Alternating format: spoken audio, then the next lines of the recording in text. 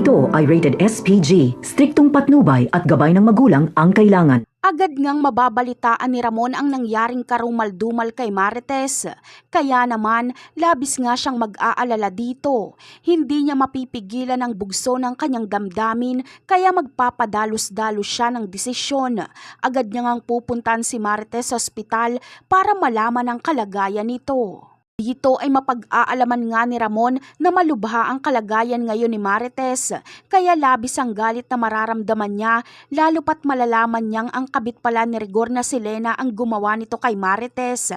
Ipinapangako nga ni Ramon sa kanyang sarili na pag may mangyaring masama kay Marites ay patawarin na lang siya ng Diyos dahil talagang itutumba niya na ng tuluyan si Rigor. Si Rigor kasi ang sisisihin niya sa nangyari kay Marites dahil kung hindi sa kabit niya ay hindi ito mangyayari kay Marites. Isa pa ay pagkakataon na rin talaga ito ni Ramon para patikimin si Rigor dahil sa lahat ng pasakit at pananakit na ginagawa nito kay Marites. Ngunit mukhang mababaliktad nga ang sitwasyon.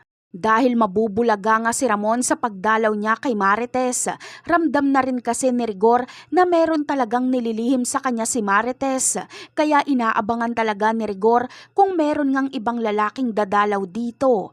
At sa kasamaang palad ay mahuhulog nga sa bitag si Ramon at dito na sila sa ospital maghaharap ni Rigor. Ngunit hindi pa nga malinaw kung sa anong paraan ni Rigor tatapusin si Ramon.